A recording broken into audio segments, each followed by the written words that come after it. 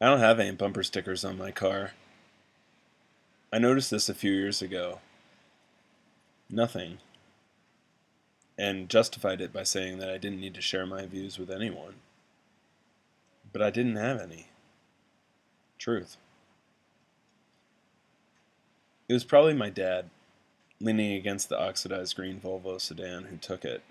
I can't imagine it had been anyone else. Strange maybe, because while I remember the sound of the Volvo as the RPM needle rose and my father driving it, I usually remember him on the other side, kneeling down by the flower beds.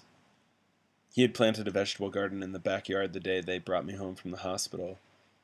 He grew zucchini as big as baseball bats that no one ate. My brother had Jimmy Fox and Christy Matheson and Hank Greenberg from this old baseball dice game. Or he had Godzilla, and eventually David Bowie. But a hero. I didn't have one of those. I'm not sure I knew that. I wasn't looking for one. Otto had always been good. A cat. A good cat. Nothing more. Later we would have 10 more, but Otto was our first. We had magnolia trees out front with their flowers that would go from crushed white velvet to brown rot, and the neighbors, whose son Todd had said he'd wished we had died with the rest of the Jews once when we were on their trampoline. And there was Mr. Christmas, the mailman with greased back, thinning hair, and slanted front teeth and pit stains, who'd come up the front walkway leaning sideways with his bag and, thumbing through the envelope, say to my father, who was usually kneeling down in the flower beds, "Shouldn't your wife be doing that?" I remember wanting to say something, but I didn't. I don't remember my dad saying anything either, just taking the mail from him.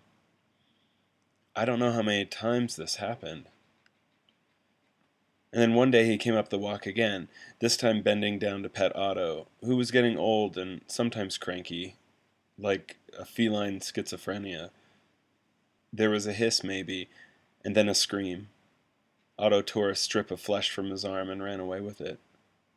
That night I remember me and my brother cheering at the dinner table with the Corningware and the red snapper.